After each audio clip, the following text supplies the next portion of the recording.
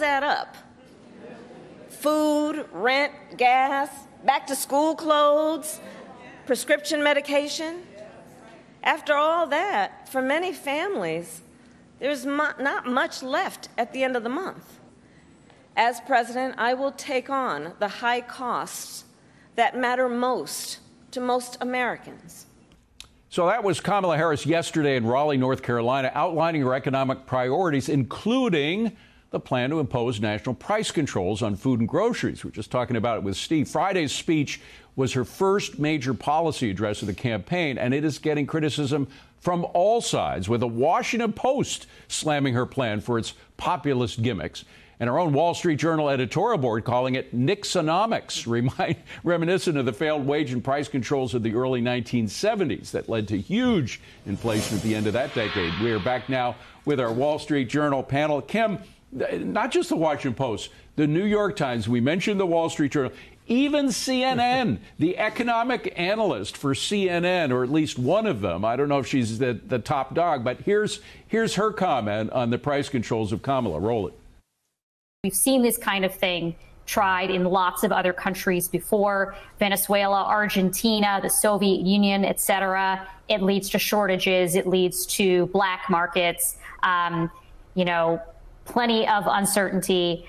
And beyond that, the specific way this bill is written might actually increase prices. It's really hard for me to imagine any form of legislation that preserves the spirit of what she's proposing that would not be, at best do nothing, at worst cause a lot of harm. Kim, has Kamala lost the mainstream media on her economic plan? Well, she is certainly making it hard for them. If you think about it, David, they have worked overtime in the past weeks to try to cover up and set aside all of her prior big government issues. They've just taken it as a given that, she doesn't care about Medicare for all anymore. That's not her plan. And she's reversed herself on fracking. And they've looked aside past this and swept it under the carpet. And then here she comes walking back in with this policy that is absolutely disastrous and allows her to just be tagged as big government socialism. And everyone, even the press corps, understands it's a dreadful idea, that it's been tried everywhere, that everywhere it has been tried, it's been an absolute disaster. I don't know how they get around this. I think it's notable that they did call her out on this, and you do have to wonder if it begins the end of the honeymoon period, if they now have to begin addressing some of these very bad policies that she's putting out, because she's allowing herself to really be cast by Republicans as exactly what they say she is. Yeah, and Dan, what really got under my skin was the way she cast her plan for price controls. She calls it an opportunity society. It's only an opportunity for more bureaucrats, isn't it? Yeah, well, that's for sure. Who would have to administer the price controls, and no one quite knows how that's going to happen. The big question here, I think, David, is how did this happen and why did it happen?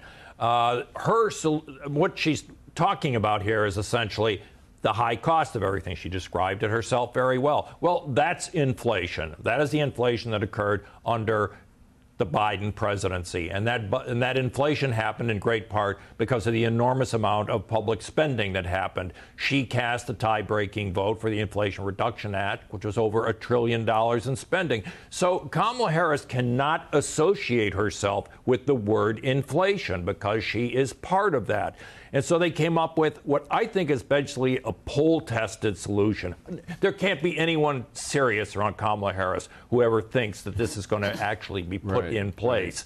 But they've done some polling, as they did with a lot of the stuff that was in that economic policy speech. They found support for it, and this is the best they can do. But it exposes a real vulnerability there in Kamala Harris's campaign. She's making such a canard. I mean, she's saying that rising prices cause inflation.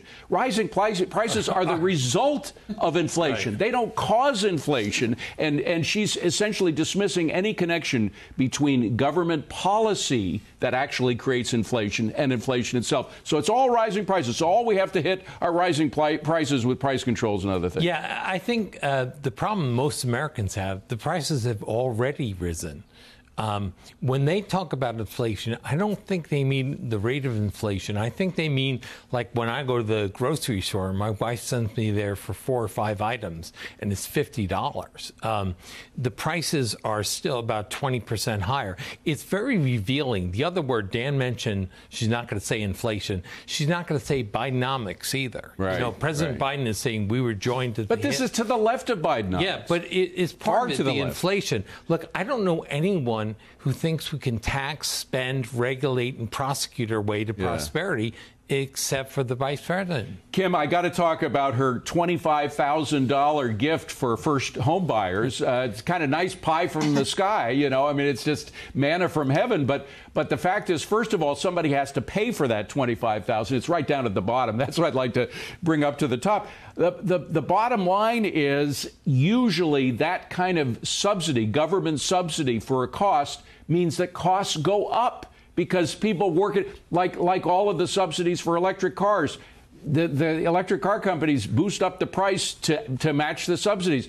Tuitions for colleges, whenever the government subsidizes those tuitions, gives the colleges the right to raise the tuition even higher. Her entire plan, David, outside of the price controls was more spending. And think about this. I mean, Bill just said Bidenomics. She's not going to mention it. The reality is we all know how we got here, right? We got here because of overspending and a lot of regulation. And essentially what she's doing is that on steroids. It's Bidenomics on steroids. Okay, we have high prices and we're going to try to fix it somehow with more spending. It's not going to work. All right, gang, we got to leave it at that. Still ahead.